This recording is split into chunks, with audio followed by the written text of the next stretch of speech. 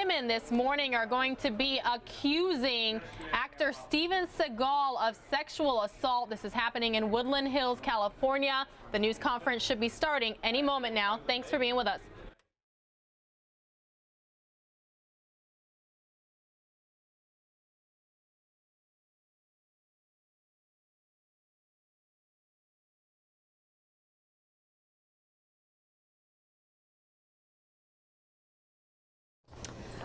Good morning. My name is Lisa Bloom, and I'm here today with my clients, Regina Simons and Fabiola Daddis. My clients will each read a statement. I will read a statement, and then we'll answer some questions. Thank you for coming. Regina?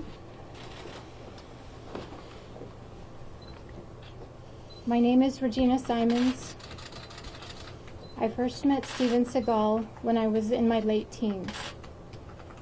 I was cast as an extra on Segal's film On Deadly Ground. When the movie was complete, I received a phone call from Segal inviting me to attend a wrap party at his home.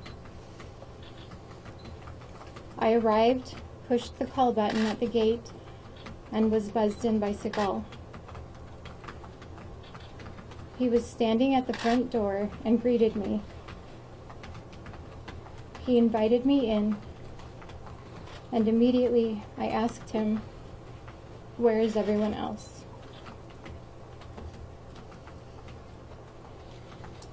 He replied they had all left and asked me to follow him to come here. He wanted to show me something. He took my hand and led me into an adjacent room, which appeared to be a bedroom.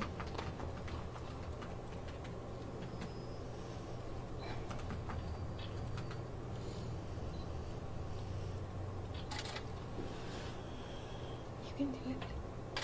He closed the door and approached me from behind.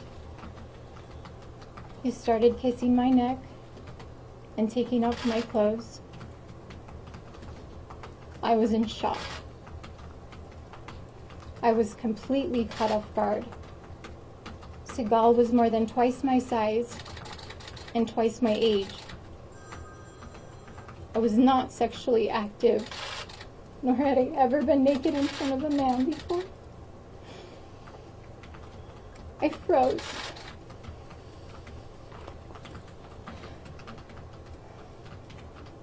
I remember him taking off his robe.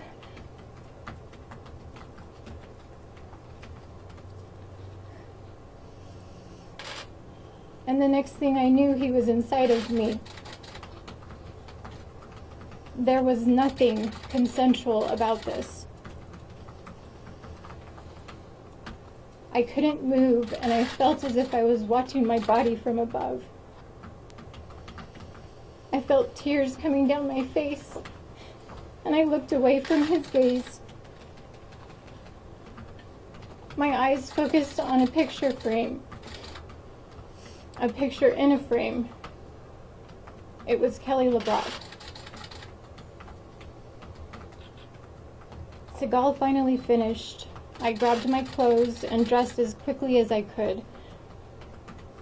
He put his hand on the door and asked me if I needed any money. I said no and ran for the door, got in my car, and drove away.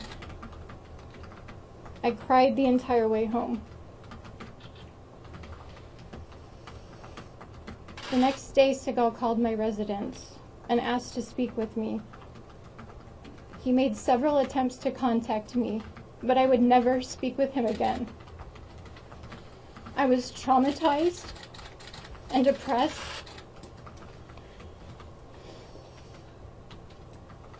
This completely changed the trajectory of my life. I found it difficult to eat or sleep. I struggled to form healthy relationships. I started getting migraine headaches, which progressively got worse. I did not come forward with my story for money, nor have I ever been paid a dime. I do not want fame. I came forward to heal from this trauma.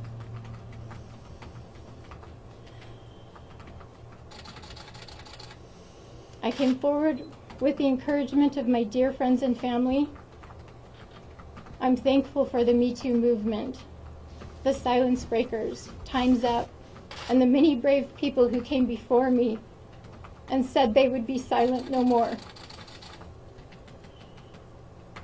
To anyone listening who may be wondering if they should come forward, know that you are not alone. I encourage you to find your voice and speak your truth. This is my truth. And while it has not been easy, I am healing. For the first time in 25 years, I've allowed myself to process what happened and work through the pain.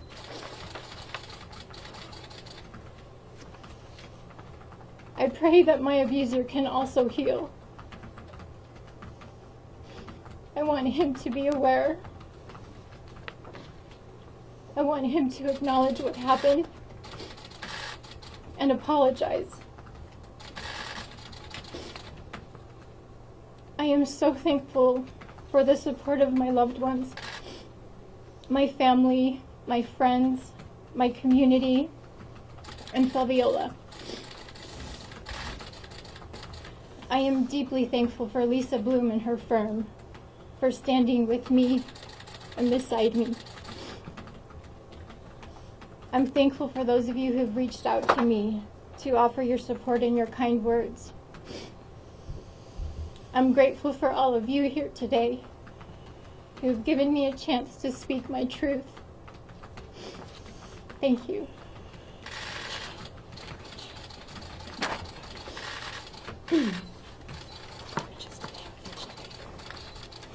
My name is Fabiola Daddis. In 2002, when I was only 17 years old, I was sexually assaulted by Steven Segal. I suppressed many of the details of this painful experience so far back in my memories that it was only upon reviewing the facts surrounding this incident with my psychologist, my friends, my family, an ex-manager that I realized that I was still a minor when this horrible incident occurred. At the time, I was modeling and recording background vocals for a group of musicians. I was introduced to Steven through the producer who was involved in the recording project, and he arranged for us to meet. Steven was casting for a movie, Genghis Khan, and I was beyond excited to have a chance to audition for a role in one of his films, as I had grown up admiring him. I'd been modeling internationally for many years, but I was relatively new to Los Angeles, having just moved to the United States from the Netherlands, and was looking to make my big break in the industry. I was invited for an audition at the Club Bar in the Peninsula Hotel, Beverly Hills. I immediately connected with Steven over our shared interests in Buddhism and martial arts, and was invited back for another audition. His assistant and other individuals were always present, and these meetings took place in public. Following these two auditions, Steven and I developed a friendly relationship via text and phone calls. There was never any indication that I should have cause for concern up until then. I was then invited by Steven for a private audition where he explained that he would like to evaluate my figure to see if I would be suitable for the role. He asked me to book a room myself at the W Hotel in Beverly Hills, and I explained that I did not have the funds to do so, and I did not feel comfortable doing this, and I suggested that he should book the hotel himself, which he did. His assistant told me to arrive wearing a bikini or bra and panties underneath my clothing, and as this is quite standard in the modeling industry, I agreed to do so. Steven requested that we meet at the W late in the evening. I was taken up to Steven's room by his assistant, who repeated to me multiple times in the elevator, "Steven's word is as good as gold." I thought this was a bit strange, but I did not comment. I was very surprised that when I arrived there were no other individuals present in the room, and Steven's assistant left me alone with him and his personal security guard. Steven asked me to take off my clothes, which I did, although I was nervous considering there were no other individuals present, and do a catwalk through the room for him. I did so, and Steven approached me and said that he would like to act out a romantic scene to get a sense of our chemistry. I felt uncomfortable because I was in my bikini, and I shyly expressed this. However, instead of respecting my boundaries, Steven slipped his hand underneath my bikini top and began pinching my nipples, and simultaneously slid his hand across my vaginal area, which was only meagerly covered. I quickly yelled that this audition is over, and I began gathering my things. Steven sat there calmly, as if nothing had happened, while I was noticeably upset and terrified by the experience. Steven's security guard stood, blocking the doorway, and only moved when Steven motioned for him to do so. I left feeling horrified and totally violated. Steven attempted to reach out after the audition, but I did not take any of his phone calls. At the time, I did not tell anyone for about a month because I was scared and I thought it was my own fault. I thought that I should have known better for going to an audition late at night. I didn't realize that it wasn't my fault at all. I had been taken advantage of by someone with a lot of power. Slowly, my friends, my family, and my ex-boyfriend started to see that I was acting differently, and eventually I told them what happened. They encouraged me to speak to a psychologist and report the incident to the police. I started seeking therapy, but I was terrified to report the incident to the police because I felt that if I did so, my career would be over. Steven was a high-profile celebrity, and I was just a model trying to build my career. At that time, when victims came out to accuse celebrities, very few people believed them, and they were blacklisted. We were blacklisted from the industry. Following this terrible experience, I have suffered from depression, anxiety, post-traumatic stress, and have found it difficult to form trusting relationships with men. And have seen psychologists and psychiatrists to discuss this, as it is something that never goes away. After many years, I finally reported this incident to the LAPD with the help of my attorney, Lisa Bloom, in hopes that my statement will provide support for other women who Steven may have also assaulted, and encourage others to come forward and report these incidents to the police, no matter when they happened. Until you experience sexual assault yourself, it is hard to explain why it might take such a long time to come public with these very disturbing experiences. So many women like myself live in fear of what people might say about them and what might happen as a result of reporting sexual assault. According to statistics from the criminal justice system, out of every 1,000 women who are raped, only around 300 report this to the police, and of those, only 6 lead to a conviction. The most highly cited reason for not reporting is a feared retaliation. And one of the most highly cited reasons for reporting is to prevent reoccurrence or escalation. This is why I chose to report this now. Now this issue is finally being given the voice that it deserves. The Me Too movement and the many brave women who began to speak out about their experiences of sexual assault by high-profile celebrities inspired me to do the same.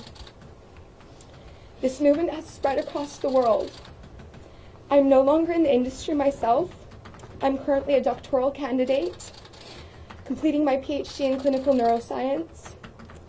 I came here today all the way from Amsterdam to be here with you all, and I'm very grateful that you're all here. Thank you.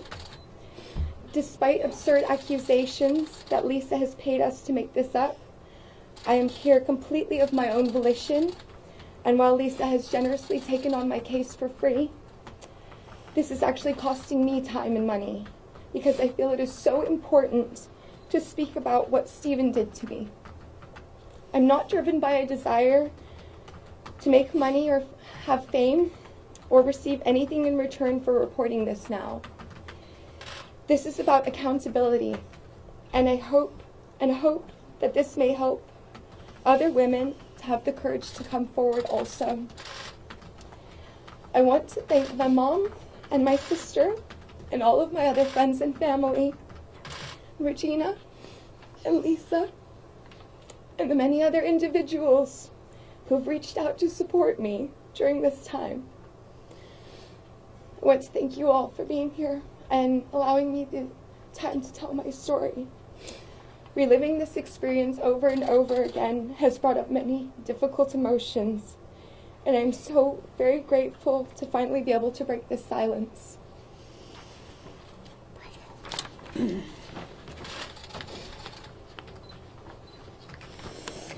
I'm attorney Lisa Bloom, and I am so honored to represent Regina and Fabiola as they seek justice and accountability from Steven Segal.